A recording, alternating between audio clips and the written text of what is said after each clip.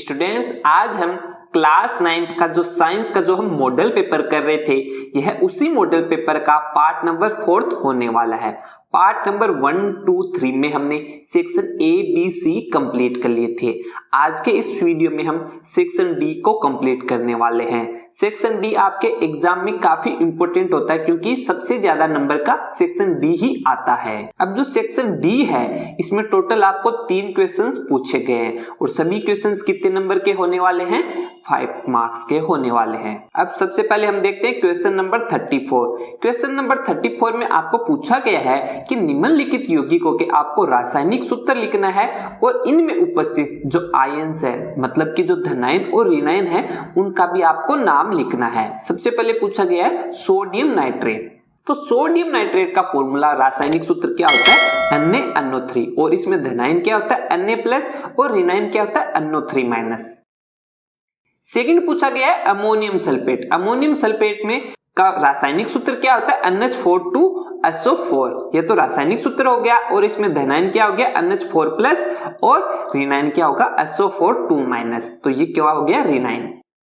Next पूछा गया है एल्यूमिनियम ऑक्साइड। एल्यूमिनियम ऑक्साइड का रासायनिक सूत्र क्या होता है? Al2O3। अब इसमें जो धनायन है वो है एल्यूमिनियम 3+ और ऋणायन है O2-, ये इसके ऋणायन हो गया। अब इसके अथवा में पूछा गया है कि आयंस क्या होते हैं। तो बेसिकली जो आयंस है वो क्या होते हैं? एक प्रकार के आवेशित कण होते हैं और इन पे कौन से आवेश उपस्थित होते हैं? धनायन और ऋणायन आवेश है वो उपस्थित होते हैं। जैसे एग्जांपल के लिए आप देख सकते हो एल्यूमिनियम 3+, Na+, Cl-, OH-, ये सभी क्या है? आयंस है, तो इन्हें आयंस कहते हैं।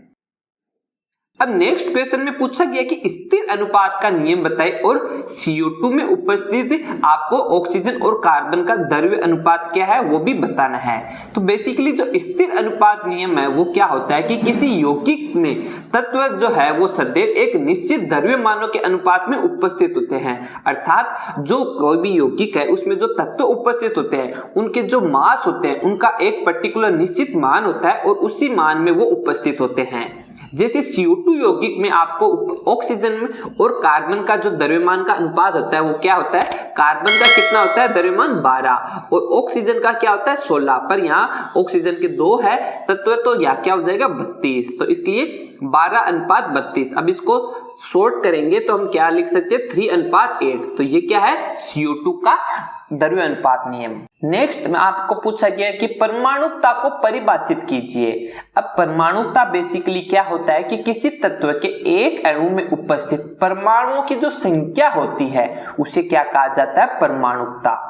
अब जो नेक्स्ट क्वेश्चन है क्वेश्चन नंबर 35, इसमें आपको पूछा गया है कि एक प्रयोग के दौरान रीमा ने क्या किया? एक द्रव में कुछ किशमिश है उनको रखा। कुछ देर बाद उसने देखा कि जो किशमिश का जो आकार था वो क्या है? बदल गया था, जैसा कि चित्र में आपको दिखाया गया है। अब आपको बताना है कि उस विलयन की प्रकृति या प्रकार क्या हो सकता है जिसमें इन किशमिशों को रखा गया था और इस परिवर्तन का कारण आपको स्पष्ट करना है। अब इसका क्या कारण है? जब किशमिश को पानी में डाला जाता है तो क्या होता है? तो बाहर से जो जल के अणु है वो किशमिश के अंदर प्रवेश कर जाते हैं। अब जैसे जल के अणु किशमिश के अंदर प्रवेश कर जाएंगे तो क्या होगा? किशमिश है वो क्या होगी? फूल जाएगी।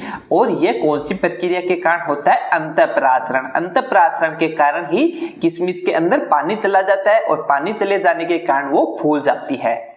तो ये आपके पार्ट 1 का आंसर हो गया। अब पार्ट बी में पूछा गया कि क्या होगा यदि हम इन फूली हुई किशमिशों को चीनी के अत्यधिक संतृप्त विलयन में रख दें। अब आपको इन किशमिशों को चीनी के संतृप्त विलयन में रखना है तो आपको बताना है इससे क्या होगा।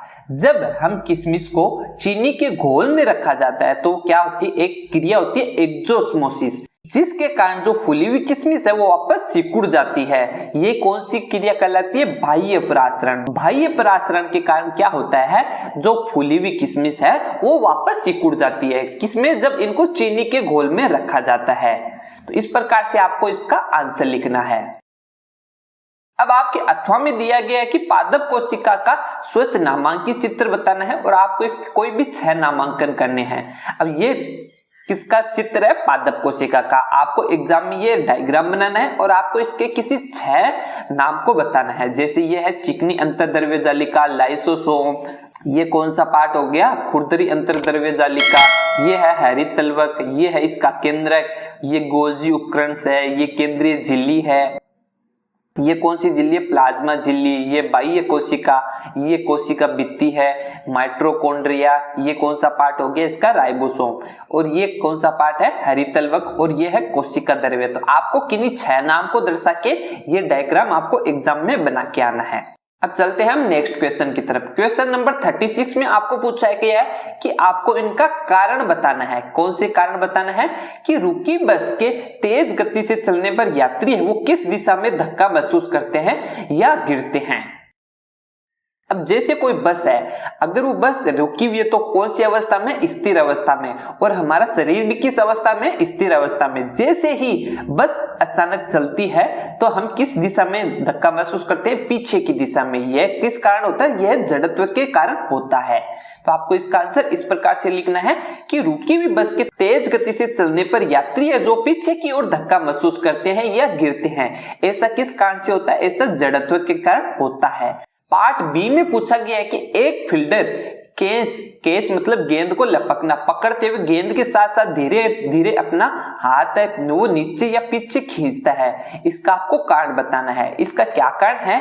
कि ऐसा करने से जो गेंद है उसके जो विराम अवस्था में आने तक उसको एक पर्टिकुलर टाइम मिल जाता है। अब इसको टाइम मिल जाने से इससे क्या फायदा होता है? उसका जो गेंद है उस गेंद के जो संवेग में क्या होता है? परिवर्तन की दर है वो कम हो जाती है। इसके कारण जो हाथों पर लगने वाला जो बल है वो घट जाता है, और बल के घटने के कारण क्या होता है? जो हमारी चोट है वो लगने की संभावना कम हो जाती है। तो इस प्रकार से आपको इसका आंसर लिखना है। पार्ट सी में आपको पूछा गया है कि समान वेग से गतिमान एक ट्रक और एक कार के बीच किसका संवेग अधिक होगा, आपको बताना है। अब हम जानते हैं संवेग बराबर क्या होता है? द्रव्यमान इंटू वेग। अब जिस वस्तु का द्रव्यमान अधिक होगा उसी का ही संवेग अधिक होने वाला है। अब आपको यहाँ क्या दिया गया? एक तो ट्रक दिया गया और एक कार दी हुई है, तो इन दोनों में द्रव्यमान किसका अधिक होता है? ट्रक का होता है। तो इसलिए संवेग किसका अधिक होने वाला है? ट्रक का। तो आपको इसका आंसर इस प्रकार से लिखना है कि समान वेग से गतिमान एक ट्रक और कार के बीच ट्रक का संवेग है वो अधिक होगा। क्यों होगा? कि ट्रक का जो द्रव्यमान है वो अधिक होता है। इस प्रकार से आपको इसका आंसर लिखना है। स्टूडेंट्स, अगर आपको ये वीडियो पसंद आया तो इस वीडियो को लाइक करना और हमारे चैनल को सब्सक्राइब करना ताकि फ्यूचर में इसी प्रकार के वीडियोज का नोटिफिकेशन आपको सबसे पहले प्राप्त हो सके। Thank you so much.